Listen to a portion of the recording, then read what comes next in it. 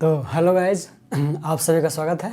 आज हम लोग सिलेबस का डिस्कशन करने वाले हैं। ठीक है, जो सीबीएसई ने क्लास 10th का स्पेशली अभी जो ये सेशन होगा उसमें क्लास 10th में हमें साइंस का सिलेबस क्या क्या पढ़ना है और क्या क्या नहीं पढ़ना है, मैं उसका पूरा ब्रेक डाउन करके आपको बता रहा हूँ कि क्या पहले था, अभी क्या पढ़ना है। तो सभी रेडी हो जाइए। ठीक है, तो आप सभी का स्वागत है आपके अपने क्लास श्री कृष्ण क्लासेस में। अब क्या कर रहे हैं, ब्रेक डाउन हम कर रहे हैं। और सबसे पहले आते हैं क्लास 10 के साइंस, उसमें भी स्पेशली क्या फिजिक्स में, कि आखिर फिजिक्स में क्या क्या चेंजेस किया है सीबीएसई ने। तो सबसे पहला जो है वो हमें पढ़ना होता है नेचुरल फिनोमेनन। इसमें हम लोग नेचुरल फिनोमेनन में क्या क्या पढ़ते हैं, रिफ्लेक्शन पढ़ते हैं, रिफ्रैक्शन ऑफ लाइट पढ़ते हैं, वेरियस रूल्स पढ़ते हैं, इमेज फॉर्मेशन पढ़ते हैं। ये सारा का सारा चीज़ हम लोग पढ़ते हैं ना।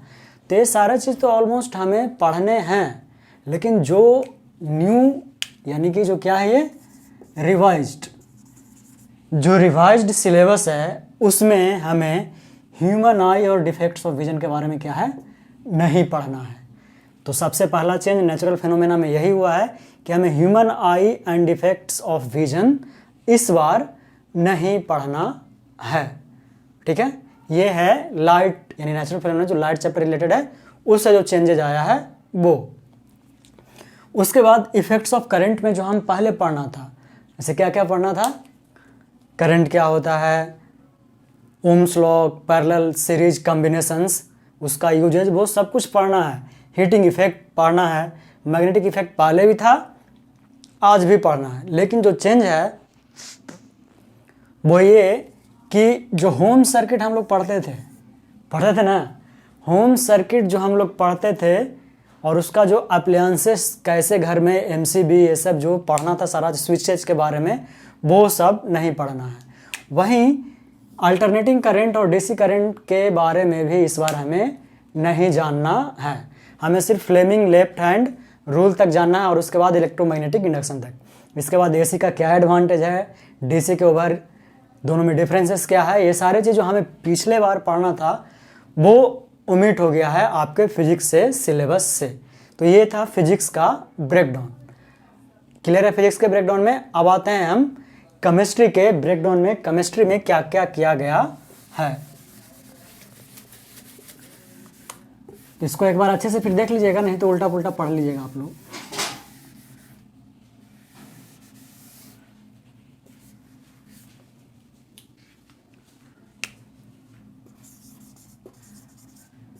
तो जो केमिस्ट्री में हमें सबसे पहले पढ़ना होता है वो क्या है, केमिकल रिएक्शंस। केमिकल रिएक्शंस ये पुराने सिलेबस में भी था और नए सिलेबस में भी है। केमिकल रिएक्शन हमें पूरा पढ़ना है। दूसरा जो पढ़ना पड़ता था वो एसिड, बेस एंड सॉल्ट, ये भी आपको पुनः पढ़ना है कंप्लीटली, जो पुराने सिलेबस में था वही। तीसरा हमें पढ़ना होता था carbon and its compound. Carbon and its compound. जो सबसे बड़ा चेंज आपको देखने में मिलेगा वो इसमें मिलता है। हमें पहले कार्बन के बारे में पढ़ना था, होमोलोगस सीरीज पढ़ना था, उसके बाद क्या क्या इसमें पढ़ना होता था, एल्केन्स के बारे में नोमेनक्लेचर पढ़ना होता था। यहां पे नो, नया सिलेबस में no nomenclature, that means no alkanes. हमें एल्केन्स, अल्काइंस, एल्कीन, किसी के बारे में कुछ भी नहीं जानना है। ये पूरी तरह क्या कर दिया गया है, ओमिट कर दिया गया है सीबीएसई के द्वारा केमिस्ट्री के सिलेबस में। तो सबसे बड़ा चेंज जो मैंने देखा है, वैसे फिजिक्स में ह्यूमन आई भी एक अच्छा चेंज है, लेकिन जो सबसे बड़ा चेंज जो मैंने यहाँ देखा है वो ये, क्योंकि ये 11th का बेस हुआ करता है नोमेनक्लेचर और एल्केन्स, इसको कंप्लीटली रिमूव कर दिया है।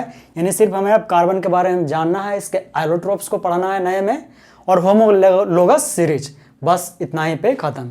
यहाँ तक किसी को दिक्कत है?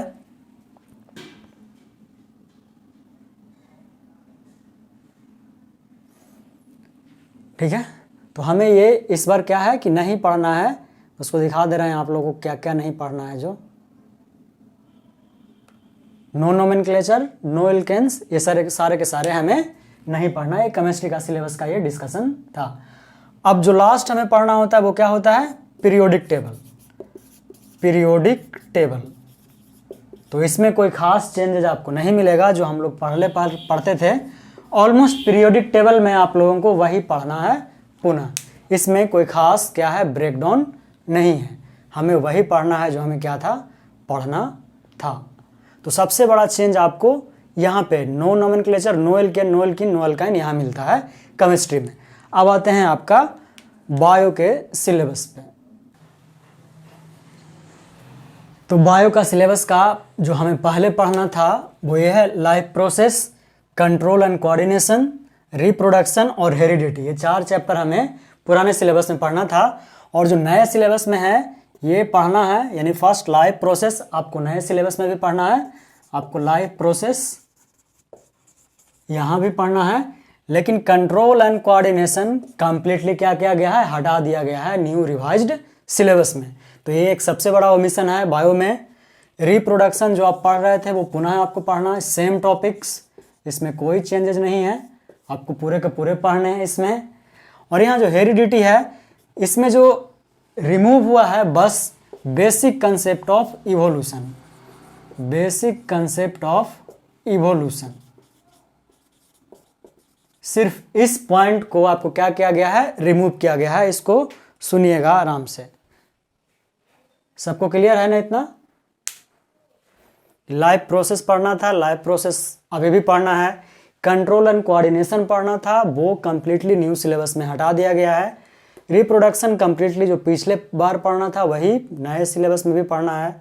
हेरिडिटी में सब कुछ पढ़ना है, लेकिन बेसिक कंसेप्ट ऑफ इवोल्यूशन क्या है, इसको ब्रेक कर दिया गया है, यानी इसको पूरी तरह से हटा दिया गया है। और इसी के साथ एक स्पेशल जो चैप्टर आप लोग पढ़ते थे, आवर इन्वायरमेंट, ठीक है, आवर ये है, उसको बायो में भी रखते हैं, कोई लोग केमिस्ट्री में भी रखते हैं, इसलिए हम इसको अलग से बता दे रहे हैं, ठीक है। किसको? आवर इन्वायरमेंट, यानी जिसको नेचुरल रिसोर्स इन्वायरमेंट, जिसमें क्या नेचुरल रिसोर्सेस में जो रखते हैं। तो नेचुरल रिसोर्सेस में इसको फिजिक्स में भी कोई लोग रखते हैं, जैसे एनर्जी का बात हुआ, तो ठीक है, तो सारे के सारे जो एनर्जी का बात है वो उसको पूरी तरह से हटा दिया है। सिर्फ आपको आवर इन्वायरमेंट के बारे में ही सिर्फ क्या है, पढ़ना रह गया है इसमें। तो इस तरह से मेजर चेंजेज हुआ है। अब आप लोगों को ध्यान से पढ़ना है, नहीं कि सारा का सारा चीज़ अब पढ़ जाइएगा, ठीक है। तो ये था क्लास 10 साइंस का क्या ब्रेकडाउन, क्या क्या हटाया गया, क्या क्या था उसमें से क्या क्या हटाया गया है। उम्मीद है आपको समझ में आया होगा, ठीक है, क्लियर है, ठीक है। मिलते हैं अगले लेक्चर में।